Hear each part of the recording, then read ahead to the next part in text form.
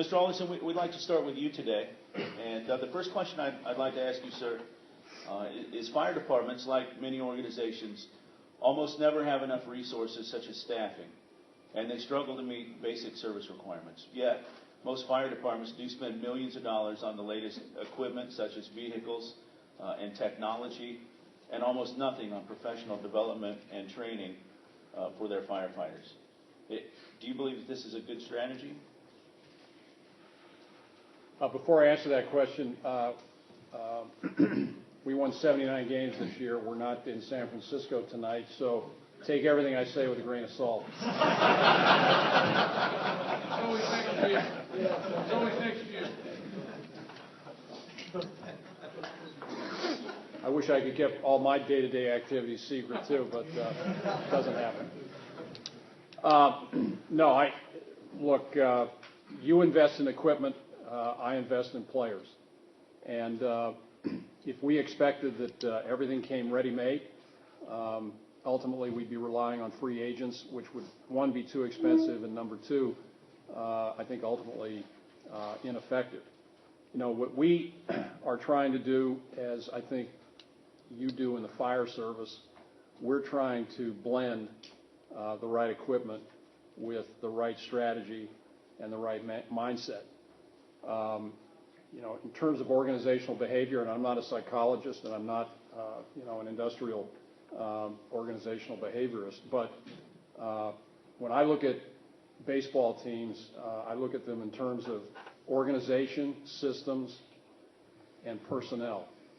And each of those things allows us to leverage the other. But ultimately, the personnel are the most important thing.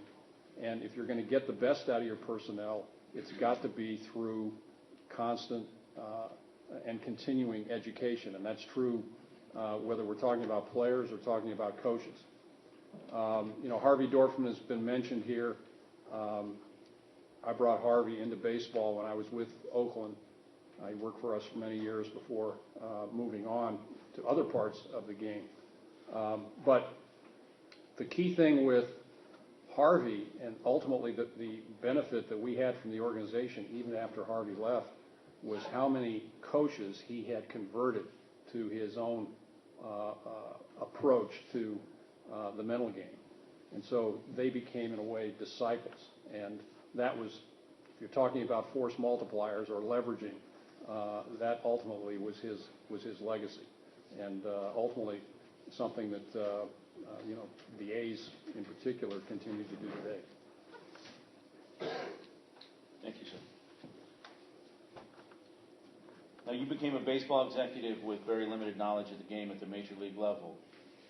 We would ask you that if tomorrow you were to be named the fire chief of the city of Detroit, which is financially strapped, what strategies would you use to improve the organization when there was no money to do it? Well, let me digress for just a second.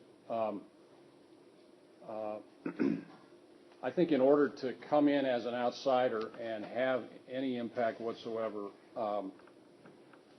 you really have to do a couple of things first. And I had this experience because when I came into baseball, I had no background in baseball. I played as a freshman at Dartmouth and got cut as a sophomore. And because I was in ROTC, I couldn't play in the summer anyway. So when I came into professional baseball, I really didn't have any background in the game, certainly not professionally. But I think when you do come in from the outside, you have to develop an understanding for the culture that you're entering. And as you develop that understanding, you have to maintain a level of respect for that culture.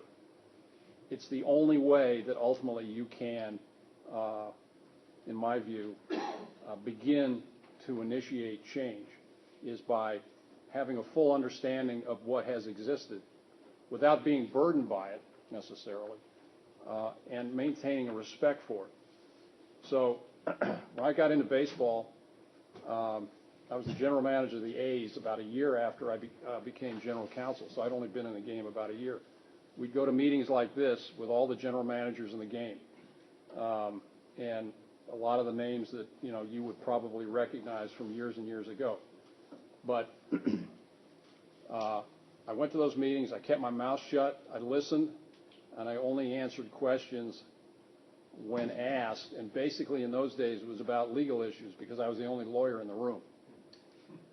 I didn't dress like a lawyer, and I tried to stay in shape because my only credibility in that baseball environment was from the Marine Corps and Harvard Law School. And to this day, 30 years later, I try to do some of the same things.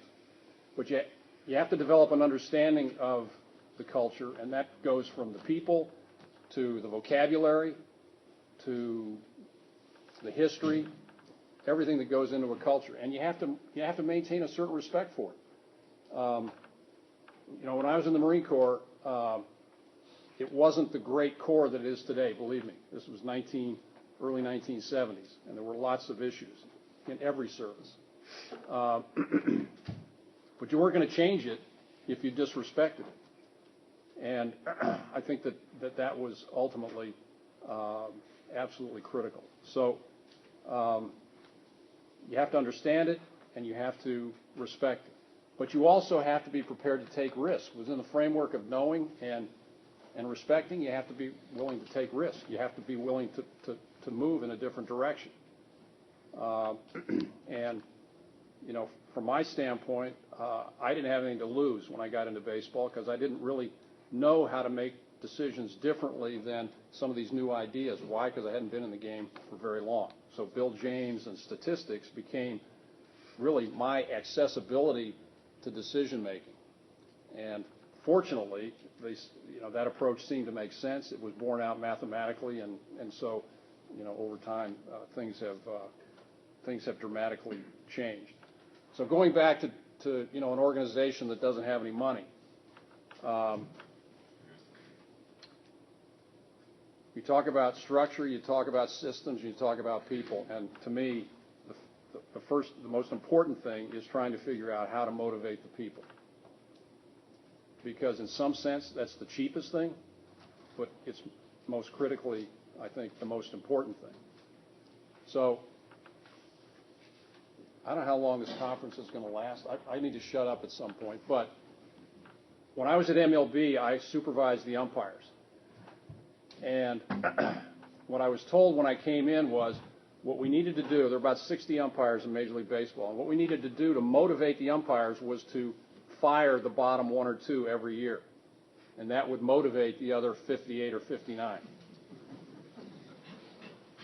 My attitude was a little bit different, in part because it was impossible to fire the bottom one or two, but in part because that's not how you develop a strong and motivated organization. So our goal was, from the very first collective bargaining agreement, my motto was, you guys are going to be the best officials of any sport, anywhere in the world, amateur or professional.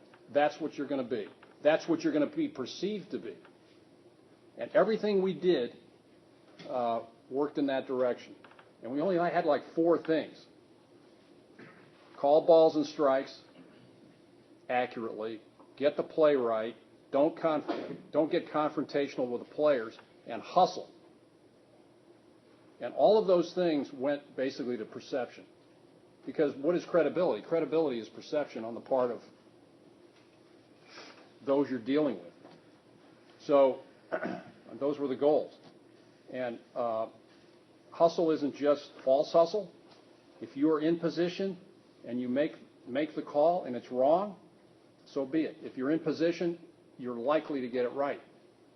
But the point was, at the end of the day, when a fan saw an umpire make a mistake, the goal was that person would not say, they all stink. They screw up plays all the time. They're terrible. They're awful.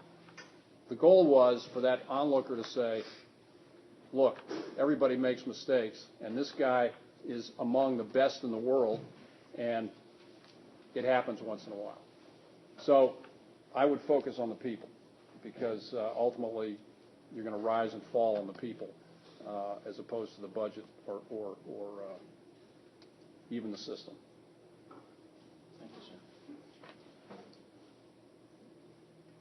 In the book Moneyball, we read a reference about old baseball men that used statistics and data that did not translate into wins and success. Fire departments are becoming notorious for collecting reams of data, most of which is irrelevant to answering the most basic questions about our performance. So what advice might you give to the folks here about collecting and using data to improve performance, especially when resources are limited? Well, I think that, first of all, within baseball, the availability of data is exploding. For those of you who watch games, strike zones, we have pitch FX, hit FX, field FX. These are all computerized video recordings of everything that happens on a field. So there's a tremendous amount of data.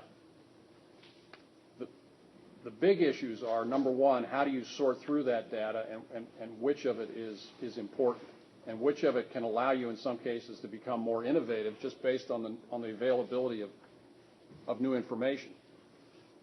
So something is fundamental, and I'm not a statistician, so if anyone here is a trained statistician, I've never even taken a statistics course in junior college, so I have to be careful. But what we try to do with the data that we have is distinguish between something that I would call representational information and something that I would call predictive information.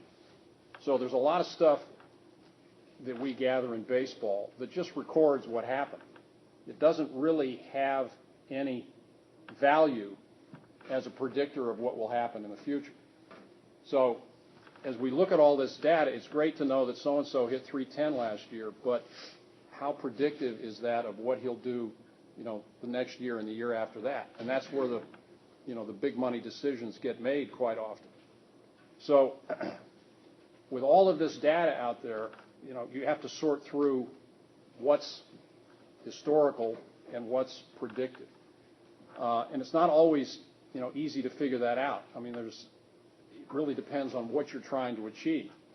So to give you an example, let's take a pitcher. Now we have we know what earned run average is and so forth, but there's some other statistics that we follow pretty closely. One is strikeout rate, one is walk rate, home run rate. I'll give you a footnote. If your team out-homers my team, you win 75% of the games. So if I have a pitcher that gives up an average of 2 home runs a game, I got to hit 3 to overcome what my pitcher has given up to the other side. So we follow strikeout rates, walk rates, home run rates, and batting average on balls in play.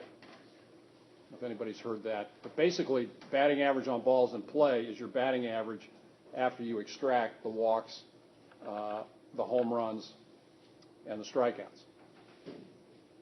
So if you were to look at those, you might say to yourself, well, which of those is most predictive? Or let me ask this question, which would you think is least predictive? Anybody?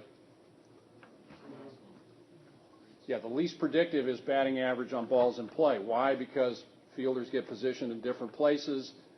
You might hit a ball 2 feet to the left one time and 2 feet to the right to the next, and there's a certain randomness involved in that. And so what we try to do is keep drilling down to get information so that we're not taking a statistical proxy for something that's really involved. So in other words, ERA doesn't tell us that much. It doesn't really tell us, well, okay, strikeout rate gets us a little further down. With a hitter, batting average on balls in play, if there's a lot of luck involved, the idea is to try and get more granular to the point where you're eliminating some of the randomness. So we made a deal this year. Most people here don't follow the Mets. We had 2 first basemen, Lucas Duda and Ike Davis. And we decided to trade Ike Davis. And the reason we decided to trade Ike Davis was not because of his batting average on balls in play or strikeouts or other. It was a kind of a next level down, and that was velocity off the bat. So if you if you say that batting average on balls in play is random, well, there's definitely a random element to it. But how do you make it less random? Well, if player A is hitting the ball consistently at 75 miles an hour and player B is consistently hitting the ball at 100 miles an hour, who is likely to have the higher batting average on balls in play? So from a statistical standpoint, we continue to get more and more granular, but the idea is, in sorting through all the information, is to come up with something that is predictive. And so with all this information out there, the difference, baseball teams are like investment companies these days. We all take the data and we all manipulate it in a particular way. And it's proprietary. We don't tell anybody how we do it because we might weight strikeout rates a little heavier than the next team. So we're like hedge funds. We're like investment companies, and we all take the same data and we try to figure out with an algorithm how we're going to apply it. And so ultimately, it's about being predictive, but it's also, like everything else, it's about execution. You can have all these ideas, but if you can't implement them through an effective execution of the approach, it's not going to work.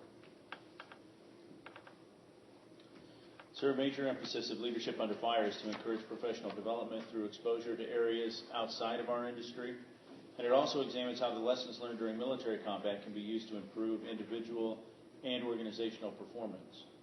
How did your experience as a Marine officer shape the way that you viewed the performance of a baseball team? Well, I talked a little bit about culture and about taking risk. And the thing I guess I would emphasize in this question is that, and we were talking about this a little bit before, you have physical skill, you've had physical capacity, you have a mental approach. But what both of those things turn on, in my view, is character or integrity. In other words, you have physical capacity, you have a mental approach, but really what you're all about is decision making. And ultimately, the decision making is a function of not just those two things, but also your character, your integrity.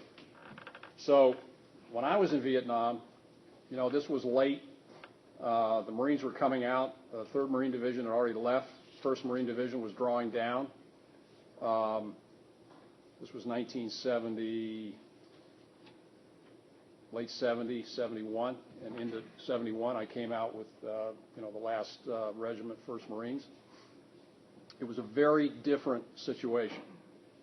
And there were lots of things that came into play, but the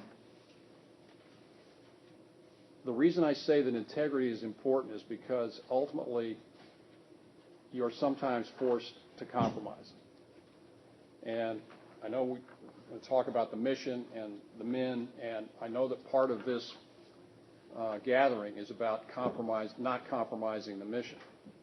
I think we deal with compromise every day. Even if it doesn't mean compromising the mission, it's about how you accomplish the mission. It's about, the interplay of the men and the mission and the leadership and what have you. But when I was in Vietnam, there was a lot of compromising going on.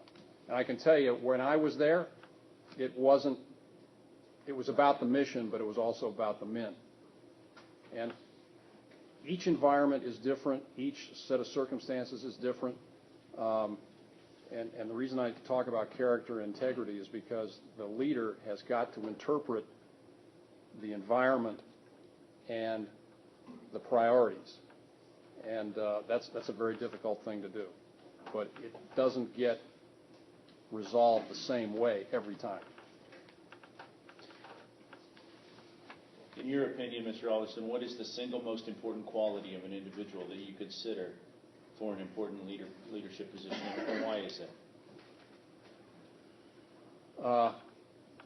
Well, I think as I intimated in my last answer, I think integrity is the most important thing, because integrity is a large part of credibility. We had when I was with Oakland, when I first went to Oakland, our manager was Billy Martin. Those of you who are about my age know who Billy Martin was. But Billy Martin managed the Yankees many times, but he took an interlude in the late 70s and early 80s and went to Oakland. He was the manager in Oakland, and we had some success there. And I was new to the A's, and so Billy Martin was the manager, and a lot of things going on that you might imagine with Billy Martin. And I sat there and said, Jesus, is this the way they do it in baseball? I mean, this is wacky. And it didn't take long to figure out that no, this was how Billy Martin did things. But the thing about Billy Martin was, and I learned a lot of leadership principles from Billy Martin, if you can imagine. To me, leadership is a combination of professional skill, if you will, skill, experience. It's a combination of professional skill and experience and personal qualities.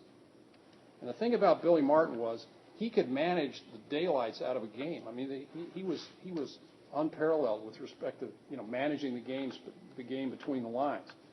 But eventually, what happened after a year or so, his personality, his character caught up with him, and it tended to blow everything else up.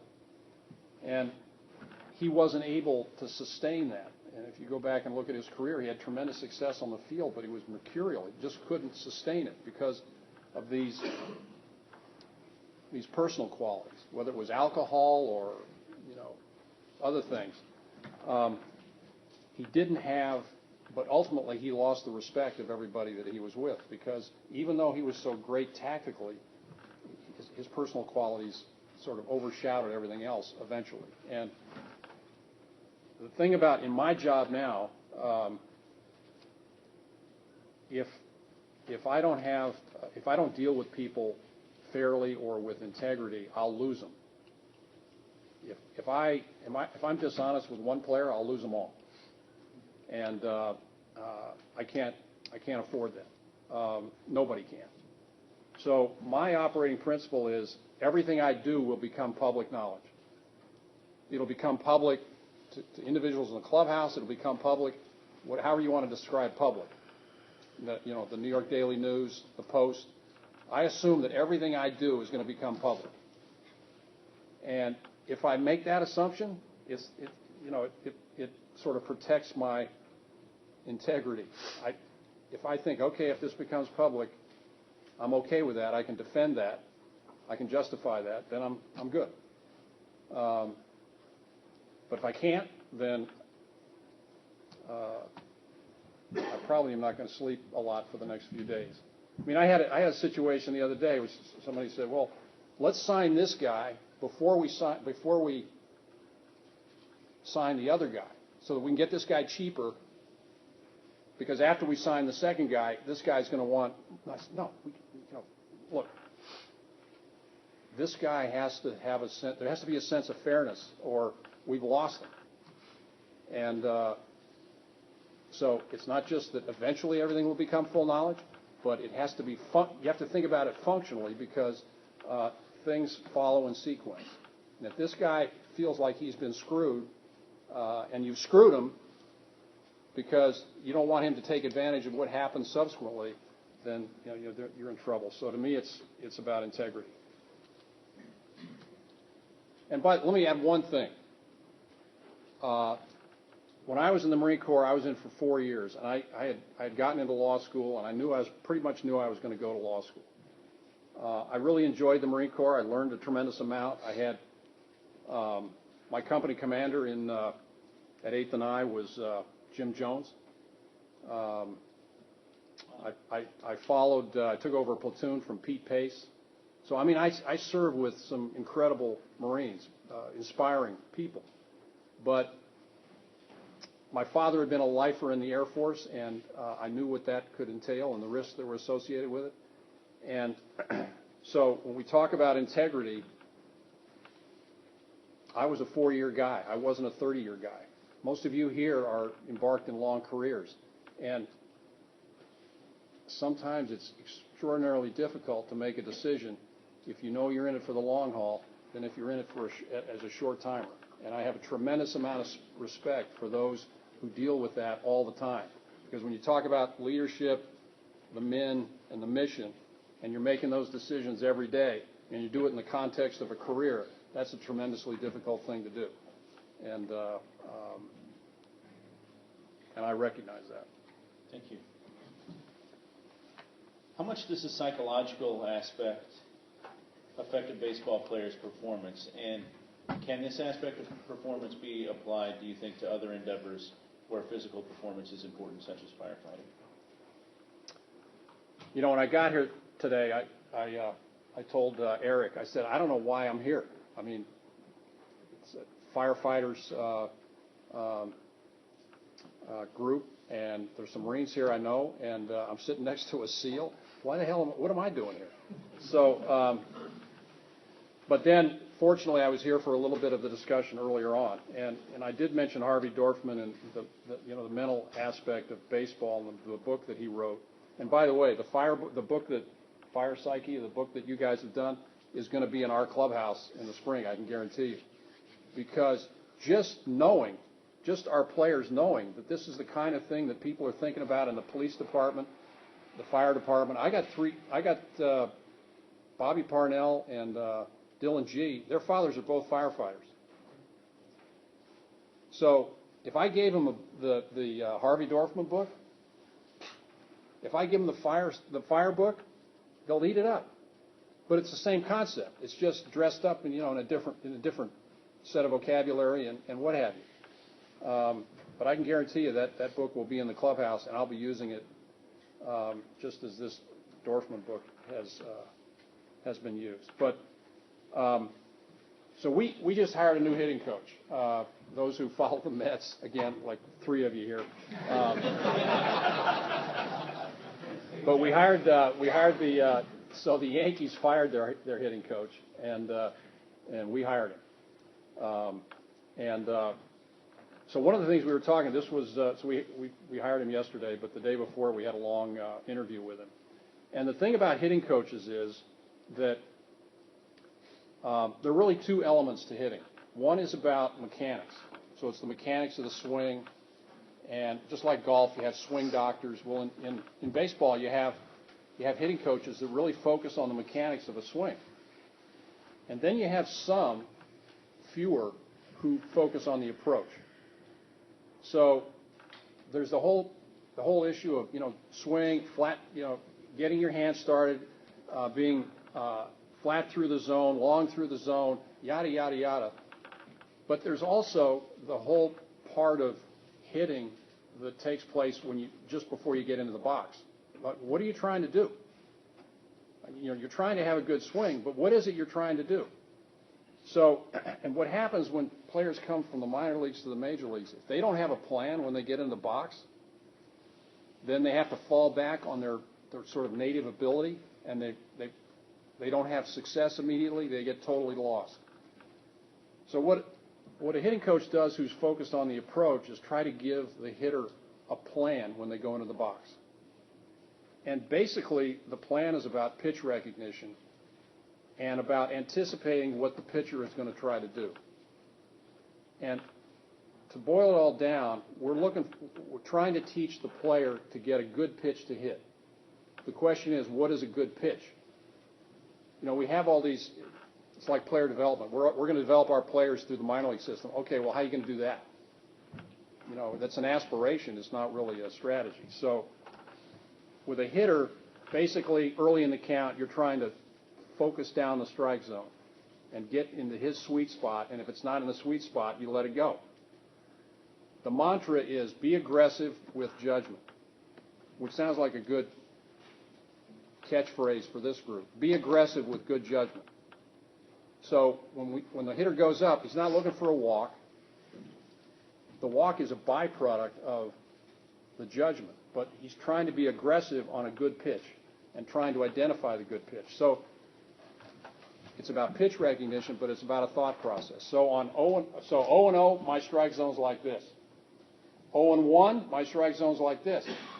1-0, I'm still right here. 2-0, I'm still right here. 3-0, I'm still right here. 0-1, 0-2, so that a good pitch is defined by the circumstances and not necessarily by anything, static. But that all has to do with the mental approach. So we're interviewing this coach, Kevin Long, say, so are you mechanically oriented, or are you, oriented more toward the approach? And not surprisingly, he said, well, I do both, which is exactly what you want, and we'll find out. But the idea is that the mental side is as important, if not more important, than the physical side. Because through the mental approach, you can overcome some of the physical weaknesses that you have by using good judgment and narrowing down the choices, narrowing down the circumstances.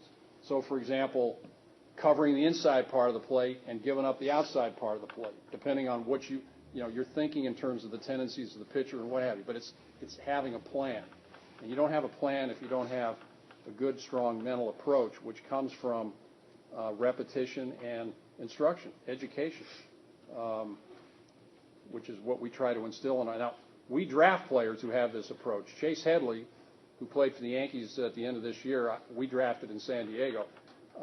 He led the nation in walks at Tennessee his last year at the University of Tennessee. Now, like I said before, walks are a proxy for something else. I mean, you're not looking for walks, but we knew he had great plate judgment as a result, and that's why he was selected. Thank you. Please name a baseball player that was outgunned and outmanned on the baseball diamond, but became a star because of his mental and psychological approach to performance. And what made that player special? Well, the guy that came to mind is Greg Maddux. We had Greg Maddux for about a year and a half in San Diego. He was, 50 when we had him. He was way past Chicago and Atlanta. We got him at the tail end of his career, but he was still incredibly effective. Still didn't have a great fastball. Still didn't have, great secondary pitches. But he knew hitters. He knew where he was, in the game, in the count, and he had tremendous command of whatever he threw. And again, with pitchers or with players generally, it's not just about the physical qualities. It's about the mental side of the game. And some guys are more capable of that, than others. I would tell you that, guys like Maddux are not, they're not rare. His accomplishments were incredible. Tom Glavine was the same way, came up through the same organization. We had a guy, Chris Young, who was just named the comeback player of the year, the pitcher this year. Very similar, 6'6" guy, and he throws like 88, which is way below average. But he outthinks everybody. And but I would say Greg Maddux. Thank you. Sir, Thanks for listening, everybody. Thank you for your I apologize. contributions today. We appreciate it very much.